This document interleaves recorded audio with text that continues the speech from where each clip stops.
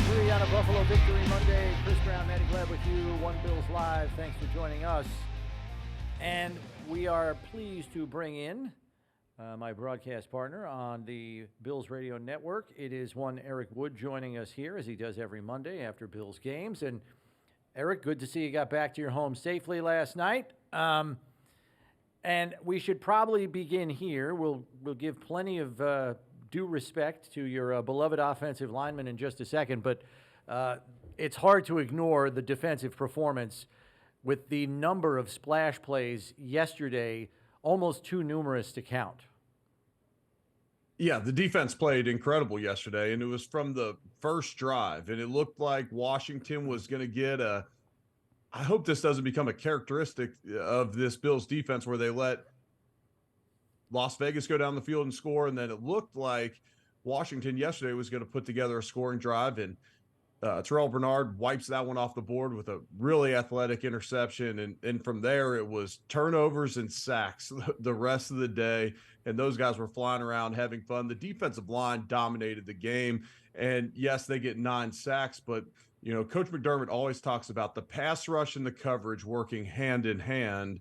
And so, yes, that does happen. But they were getting to Sam Howell so quick yesterday at times that it didn't matter. I mean, I could have been standing out there. Coach might not like this comment, but I could have been standing out there at times in the secondary, and that D-line was still going to get home. I mean, they were playing extremely dominant. One of my favorite plays of the season, and we got to see a great view of it. We didn't get a great view of the entire game from our corner spot in the stadium, Chris, but we got a perfect view of Leonard Floyd's kind of running start on the play that he tied up the snap perfectly. And I'm assuming they had a beat on their cadence. And once Sam Howell got in a rhythm, they realized he wasn't mixing up the cadence.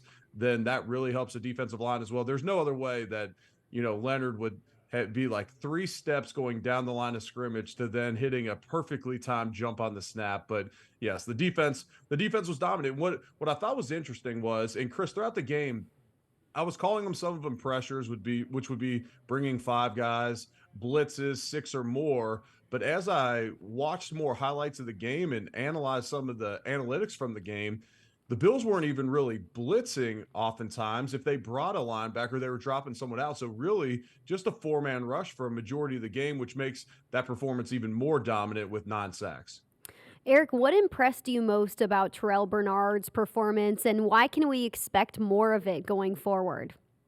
Well, I'll just say this. Through 3 weeks, what impresses me most about him is how aggressive he is. He's aggressive to make plays. It's always safe for a middle linebacker to sit back behind his defensive tackles and make tackles at 3 to 5 yards down the field. And I'll say this from an offensive lineman, we don't game plan for guys like that. We're not worried about them. They, you know, yes, they could be very solid players, but that's no one you have to worry about throughout the week. You know, if there's a guy that fires downhill like Milano and Bernard do, okay, now we have to say all week we're worried about, okay, as we fit our double teams up front, you cannot let that guy blow past you. So then that helps out the defensive lineman because we can't double team as long because we're so worried about those guys making plays in the backfield.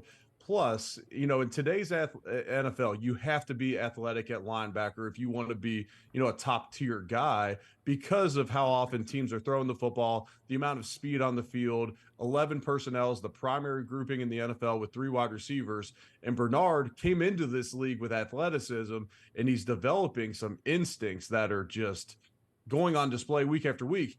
Week 1, okay, maybe miscommunications with some alignments. The first time calling plays, it was so loud there. You know, that kind of stuff's going to happen with a guy with his second start of his career. I believe he only had 1 start last year, but I mean, his instincts and his nose for the football is unmatched. And I heard someone ask him after the game, you know, with the interception, he has the fumble recovery and it kind of pops right to him. And they said, hey, is that just a result of, you know, sometimes the ball bounces your way? And yes, especially throwing the foot, you know, catching interceptions, they got to throw it to your area.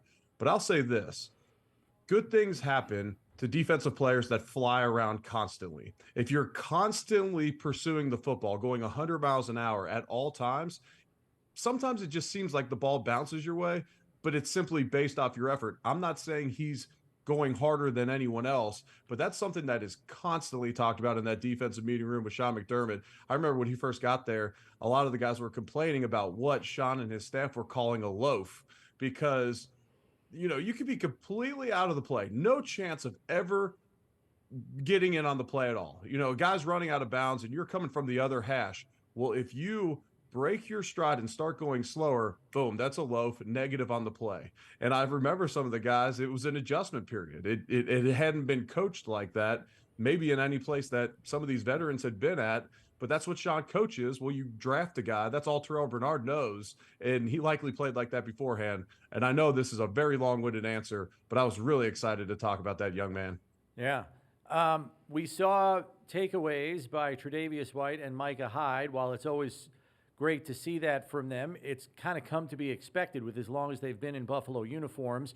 Obviously, coming off the injuries they had, it was encouraging to see it nonetheless. But for A.J. Epenesa to make the play that he did yesterday, I think we all know he's had his share of detractors in his time in a Buffalo uniform. But you saw some subtle signs of it last year in year 3. He finishes the year very quietly with 6.5 sacks. I think he was third on the team. And now you parlay that into this year, and Boogie Basham is the guy that ultimately gets traded at the end of the preseason and training camp, and they ride with A.J. Epenesa. And right now, through the first 3 weeks, that looks like the right decision, Eric. It does. And look, Boogie Basham, his strength was position flexibility, because you felt like he was big enough that you could put him at 3 technique, and you don't necessarily say that about A.J. Epenesa, but the Bills have plenty of depth at defensive tackle. They need a guy that can rush the edge, especially until Vaughn was going to come back. And look, what they've asked A.J. Epenesa to do and lose some weight, become more of a, not necessarily finesse player, but more of a speed guy than he was in college. That's an adjustment that takes time. And I'm hoping that here in, I believe, his 4th year, that this is, the year he just puts it all together. And you hate to say, in a contract year, here he comes, he's going to make some plays. But, with that adjustment in really his first year with the Bills, he was still playing a similar style that he did at Iowa. And since then, it's been a different style of play they've asked him to do. And to me, you can tell a lot by the way the guys talk about someone else on the team and the way the rest of the guys rally around A.J. Epenesa. Josh Allen saying he makes plays like that all the time in practice. We were just waiting to see it in the game. To me, he's quietly making plays, and they may not have shown up on tape yet. They did yesterday, and we may see a lot more of those moving forward this season. Yeah, because he also had the quarterback pressure on the Micah Hyde interception. Exactly. And sometimes, I remember the Miami game last year down in Florida, maybe 2 years ago. I mean, yeah, 2 years ago, yeah. 2 years ago, he wrecked that game. And so he has that ability, just got to do it on a consistent basis. Switching to things offensively, why did the offensive line have such a great game? Now they've put together 2 games in a row where they've had standout performances. And how do you see Aaron Cromer's coaching in all of this? Yeah, that's a great question. I'll say this. It's twofold. One, it's game planning. And last week against Max Crosby, a lot of credit goes to Spencer Brown. He's got to execute within the game plan, but they paid attention to where Max Crosby was on every single snap. There was very few one-on-one pass rush reps against Max Crosby last week. It was a chip. It was presence. It was a rollout. It was Josh is, going to play off of him. This week, you have 4 guys like that.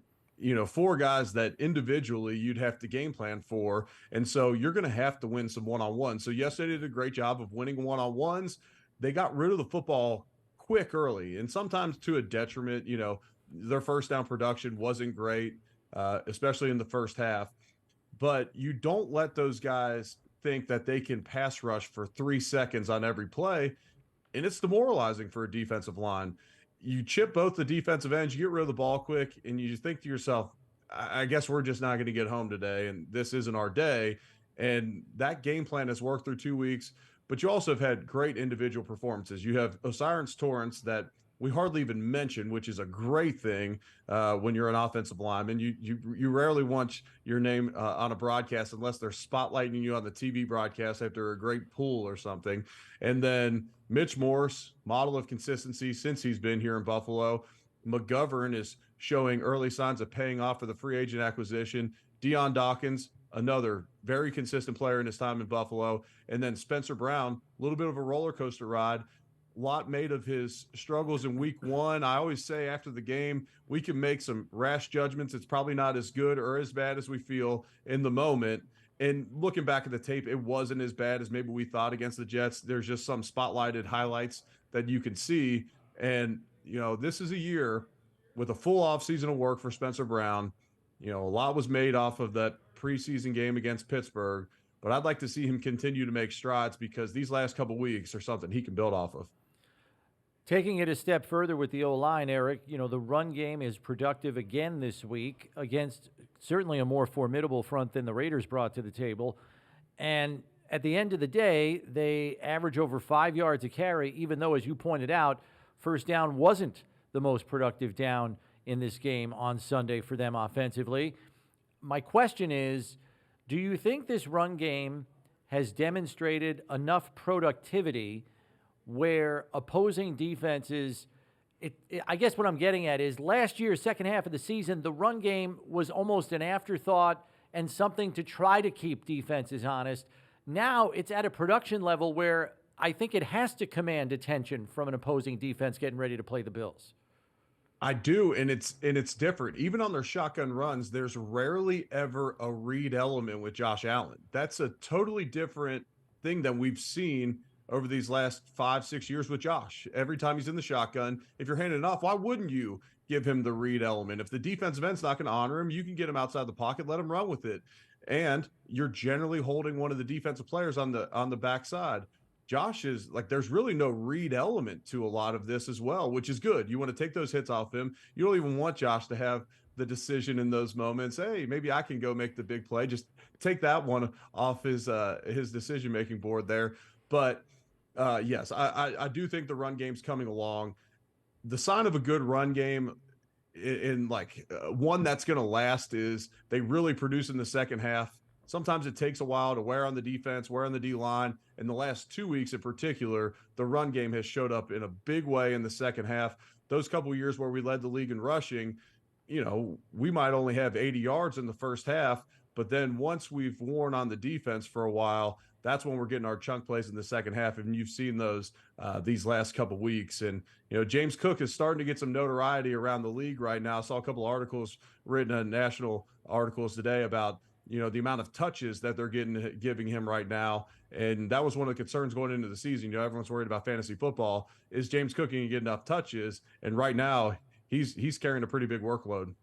What do you take away from Josh Allen's ability to kind of marry week one and week two together? And you see some of the conservativeness there. You see him slide yesterday, but you also see those off-script plays that went his way, that throw that he had to Diggs early on in the game, and then that big touchdown pass that he had to Gabe Davis. What do you make of his performance from yesterday? Yeah, I thought it was great. I thought he did what he had to do. He had that interception, and me and Chris talked a lot about it on the broadcast. That shouldn't have happened. It shouldn't happen for a number of reasons. We talked about it. If there's not the Davis drop and then the penalty, then Josh doesn't feel like, hey, I'm just going to throw this one down the field. Gabe will probably break it up. And I'm not blaming Gabe for not breaking that ball up on Fuller on the interception because I don't think he was in a great position to even break it up. But, Josh in his mindset is I'll give my guy a shot down the field. And one of the things I love about Josh is Josh isn't worried about stats. Josh is worried about wins. So, would his quarterback rating been higher? Would his touchdown interception on the season ratio on the season be better if he didn't throw that interception to Gabe? Yeah. But, making that throw, it still pins him inside the 20. It's essentially a punt, but you give yourself a chance to get down there. You check that ball down and you punt it. You might not give them the same field position. You don't give yourself a chance to make the play. Josh is, willing to make those plays. But yeah, I mean, yesterday he had a couple slides, which they made a joke about in the post game, which is funny. But I was glad to see it because he didn't take much contact yesterday. But yeah, I think as this season goes on, he's going to continue to develop. Okay, when it's time to be a gunslinger, it's time to be a gunslinger. And when it's time to just play within the restrictions of the offense and make the smart decision, that's what we're going to do there.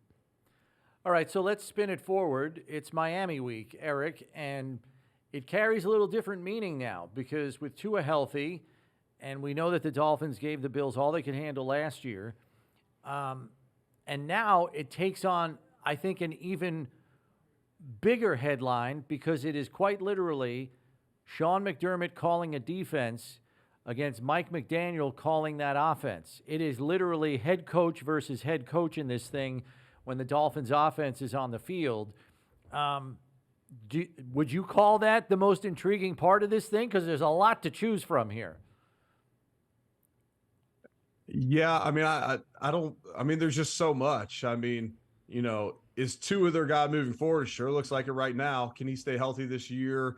For this individual game, how do you stop this offense? They're on historic paces. They put up 70 last week against the Broncos. How can you possibly stop them? Okay, well, we'll see. And yeah, so that's a great storyline in this one. And what the Dolphins are doing right now, speed-wise, creativity-wise, with their play calling, the execution with Tua, I mean, they're extremely tough right now. And, Tyreek Hill's, when I see him run routes right now, I feel like he's getting the older he gets, the faster he gets. And maybe I just took it for granted over the years. And, you see it early in the season every year and you don't realize how fast he is, but they have weapons all over the place.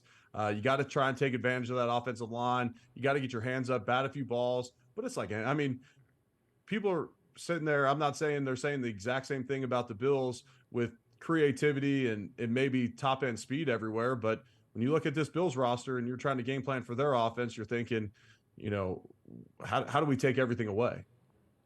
Yeah, and when you look at this matchup between the Bills and the Dolphins, and you look at what the Bills did the last 2 weeks against the Raiders and the Commanders, you would like to think, hey, there's things we can take from these two games, from these two wins, and implement there against the Dolphins. But I know, time after time we hear players say it's kind of hard to do that because every game has its different nuances. Every game has a different quarterback, different offense, different defense. But I ask you as a former player, what can they take from those two games? Can they take anything there to help them in a big game against the Dolphins on Sunday? Yeah, I think you can grab some confidence from the last two games because maybe your confidence wavers a touch after week one, and then you go and blow two teams out in back-to-back weeks, which blowouts don't happen often in the NFL. They just truly don't. And so you have two dominant victories where you were balanced on offense and dominant on defense. Okay, well, we have confidence. Like, yes, are the Dolphins playing extremely good football right now? Yes, but so are the Bills. And that's why the Bills are a 2.5-point favorite at home right now. We could talk about how formidable this Dolphins offense looks, but as Vegas sees it, the Bills are still favored. And I understand they're at home and that's worth anywhere from 2 to 5 points, depending on what the circumstances are. But the Bills have a very good football team. And even as you watch those Miami highlights, for those that aren't just listening on the radio, I mean, they hung 70 points, but at times it looked like the Broncos weren't trying. Yeah. I mean, there was so many missed tackles and no one pursuing the football. Do you have to tackle against this team? Absolutely. You have to tackle against the Dolphins because they have so much speed. But there's been teams, you get those guys on the ground, make them sustain drives. They have a negative play, something happens. Now you're forcing punts, you're forcing turnovers. And that's the mindset of the Bills. They're not going to watch that Denver game and say, oh my gosh, we have no way of stopping this team. I don't want to make a sweeping generalization about the Dolphins offense, but generally when you have offenses rooted in speed and finesse, a lot of times the way that some teams approach teams that are that high powered and that quick is with a measure of physicality. We've heard Coach McDermott before talk about how he wants a little bit of nastiness in his defensive unit, and we've seen them play physical the last couple of weeks. I'm just wondering if there's a tone-setting opportunity early in this game, if the Bills' defense comes out and really tries to sock it to them here. There definitely is. And, this is a defense that Mike McDaniel decided in the playoff game, or maybe in the snow game, that he was going to run the ball down their throat with a fullback for a majority of the game under center. And so he put motion, put Taron Johnson in the box and lead up big old Alex Ingold on him. And they did that over and over. So they tried to play smash mouth football with the Bills in the snow game. And so when I look at this, and yes, the Bills are going to have to play physical against them. That's the key. And I think it's playing physical up front. You have to keep your linebackers. They do a lot of shotgun. There's exchange deals going on in the back, a lot of smoke and mirrors, but you can't come downhill as a linebacker. You kind of have to stay in that, that mid tier, that second level of the defense, because the crossing routes are what's killing teams right now. And the Chargers thought they had it figured out last year and played really well against Miami, forcing everything to the outside. And then they got smoked this year as well. On the outside. Yeah, exactly. And so you have to win up front. You got to be able to stop the run up front. And yes, your linebackers are going to come downhill and make plays like normal, but you can't trigger too fast or else you're going to have a ton of speed coming across the middle of the field. So you almost have to distort some of your quick trigger nicks that I just bragged on Milano and Bernard about, especially early on in this game. I'd expect to see those linebackers sitting just a touch deeper, maybe a second or so into the play, so that they can stay in those passing lanes. Because I was watching Denver yesterday, and, you got Hill running across the middle of the defense. He's got 8 yards of open space. And we could talk about how great Tua is playing, and he is playing very well, but those are easy throws to make. These two teams went toe-to-toe last season. I would expect it would be much of the same this year as well. What do you think about this renewed rivalry between the Dolphins and the Bills? It's fun. I mean, when I was here, the Patriots ran away with the division every year. And then it still was how, even as my career ended, I got into media work with the Bills. It was, how does everyone knock off the Patriots? Well, now these last couple years, these Bills-Dolphins, this Bills-Dolphins rivalry is back. I'll tell you what, that game in South Florida last year, it was about 50% Bills fans in the stadium. I've never seen more animosity between fan bases leaving that game. That was a game that I decided I will never bring my kids to a Bills-Dolphins game in Miami. I am bringing them to the game this week in Buffalo, and they may be in the booth with us if we have to protect them, Chris. But and we'll let the crowd die out before we take off. But man, that game down there, I was like, okay. And this, most of the people that are, buying tickets to a game down there, they're the people that grew up through the rivalry. And so I got to see it in full force last year, and it's real. And it's, some of these younger players don't appreciate how good these two franchises were for a prolonged period of time in the battles that they had. Eric, thanks as always. We appreciate it. We'll catch up with you soon here. It's going to be a heck of a game on Sunday for sure. Yeah, absolutely. My pleasure. Looking forward to it.